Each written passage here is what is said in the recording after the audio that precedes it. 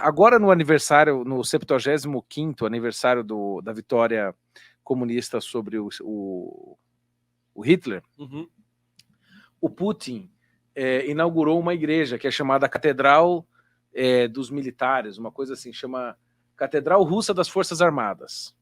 Tá? É um negócio simplesmente monumental e bonito. Quer ver? Óbvio, né? Como tudo que essa turma faz, mas né? A estética da União Soviética tinha umas coisas lindíssimas, né? Os teatros que eles inauguravam, as estações de metrô da União Soviética são lindas. Ó, o Briguet disse: os comunistas de Putin e as Putin dos comunistas. Ai, cara, é duro, viu? A gente te ama, Briguet. A gente te ama. Aqui, ó. Olha só que linda, Brás. Aqui tá a catedral, ó. Olha isso. Barbaridade. Não, é maravilhosa, né? Anjos e artilharia. A catedral russa com nova identidade. E aí vai mostrando as fotos aqui.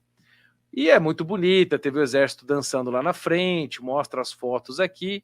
O que ninguém mostra, ou pelo menos não comenta, é que essa igreja está cheia de referências comunistas explícitas.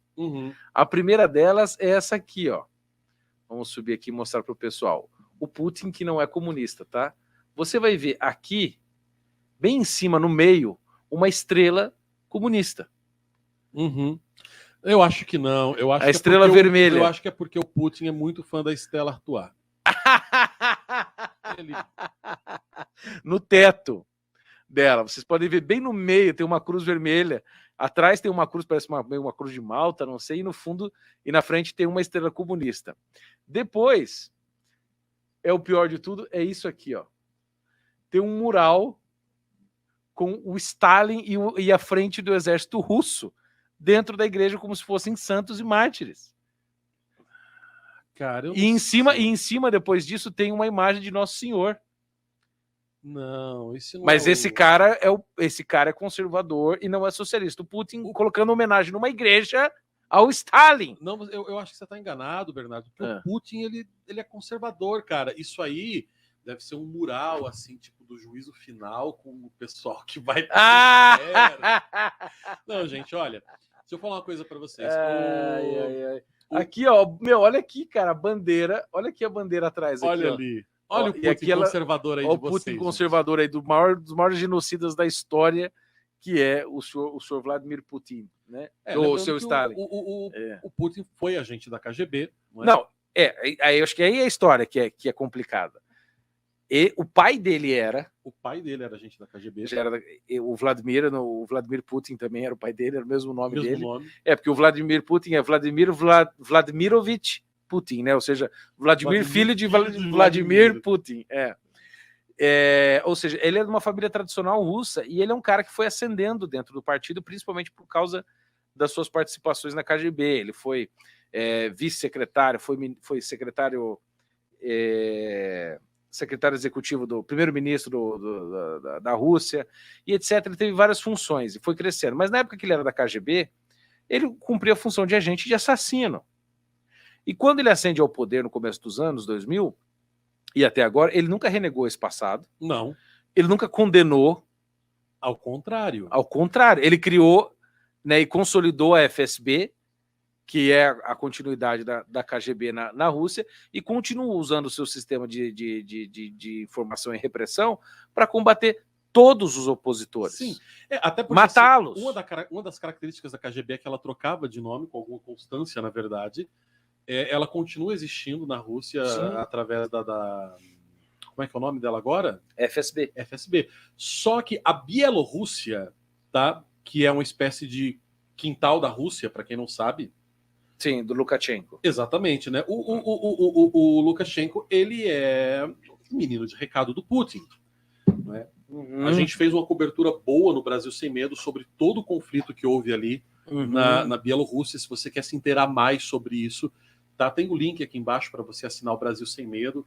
E entra lá na minha coluna que tem várias matérias que a gente fez sobre a situação da Bielorrússia, mas basicamente o Lukashenko ele quis, digamos assim, proclamar a independência do Putin, né? Quem diz assim, agora eu vou ser que a Bielorrússia é conhecida como a última ditadura da Europa, não é? Lukashenko é o cara que vence todas as eleições há 20 e tantos anos. Igual Putin. Isso, exatamente. E ele ainda manda prender todos os concorrentes. Exato. Só que todo mundo sabe que ele só faz isso com o aval do Putin. Ele tem ali as armas russas para defender essa, né, bagunça que ele faz.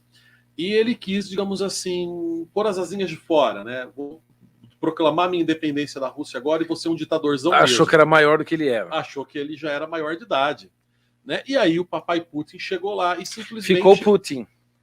Colocou uma galera do Wagner Group. Para quem não sabe o que é, o Wagner Group é um grupo de mercenários que constantemente é contratado pelo governo russo sem informação aberta.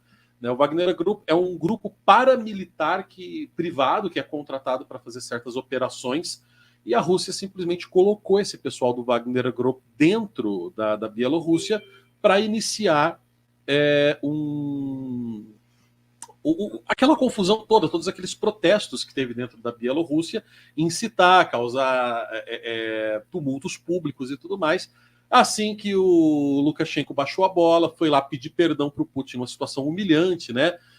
O Lukashenko estava suando, passando mal, e o Putin dando risada. Sim. Né? A situação se aplacou no dia seguinte, os tumultos públicos desapareceram como quem aperta um botão, a Bielorrússia voltou ao normal, e o plano que existe, porque existe um plano de um grande bloco da Rússia com outros países, inclusive um plano de um banco comum e de uma moeda comum com a Bielorrússia, que estavam engavetados, foram colocados de volta na mesa, voltou-se a se falar de plano comum, de moeda comum, de tudo em comum com a Bielorrússia, que é uma ditadura. Da Eurásia.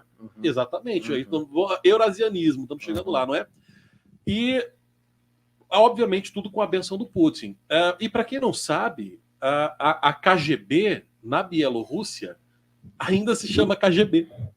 Mas não acabou a União Soviética, cara? Pois é, acabou a União Soviética. E na Bielorrússia, a KGB ainda se chama KGB. KGB.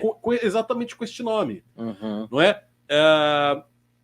E o Putin, numa fala muito famosa dele, vocês podem... É público, pesquisável, quem comenta muito, né, sobre essa frase ao George Friedman, que o Putin disse que a extinção da União Soviética e a perda dos buffering countries, né, dos estados amortecedores, foi a maior tragédia da história da Rússia.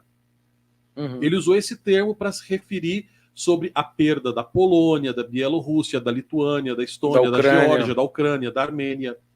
Né? Ou seja, ele considera a maior tragédia da história da Rússia o esfacelamento da União Soviética. Esse é o conservador de vocês. As pessoas estão confundindo conservadorismo com estética, né? Todo mundo quer parecer e ninguém quer ser. Com estética, Brás, e pior, com discurso. Cara, vocês não entendem, o Brás falou um pouco disso aqui. Vocês não entendem que não se acredita em nada que um comunista diz? Se o Putin chegasse e dissesse, olha, eu não sou mais comunista, e entregasse todo mundo que participou da KGB e que ainda está lá no governo dele, os filhos do cara da KGB, que ainda são os assessores dele, os seguranças dele, se ele entregasse todos os crimes que foram feitos recentemente, tudo, renegasse o passado dele na KGB, fizesse um estrago mesmo, punisse os corruptos, aí a gente poderia começar a acreditar no discurso dele. Mas o que ele faz? Não. Ele mantém toda a estrutura pré-queda da União Soviética, né, que é o serviço da KGB, que sempre comandou o Estado russo. Sim. E, pior, para os desinformados palpiteiros, sempre não, né, mas comanda há uns 60, 70 anos, comanda a Igreja Ortodoxa Russa. O patriarca de Moscou, da Igreja Ortodoxa Russa, na época já do Concílio Vaticano II, o Nicolai, ele já era colocado lá pela KGB. Sim, exatamente. Ou seja, o cara, a Igreja Ortodoxa é do serviço soviético. O Estado está a serviço da... A Igreja Ortodoxa é uma espécie de igreja estatal, para quem não entendeu ainda. Ou seja, e que trabalha pela política russa. Sim.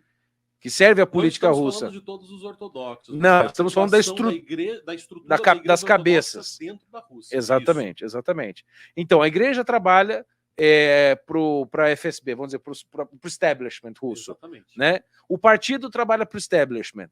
Né? O governo trabalha para o establishment. E quem comanda esse establishment? O Putin. O Putin fez mais ou menos o que o Stalin fez.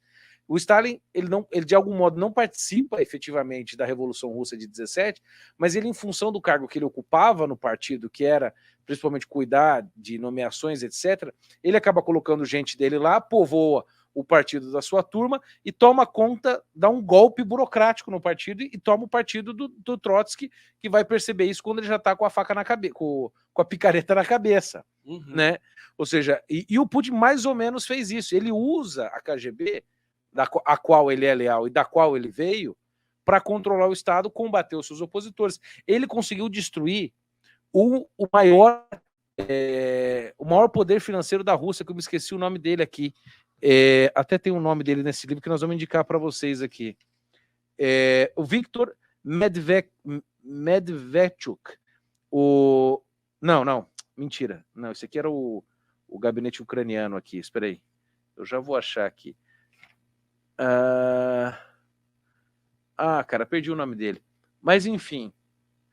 Depois eu vou achar. Mas ele pegou o maior bilionário da Rússia, que se levantou opositor do cara, o cara sumiu.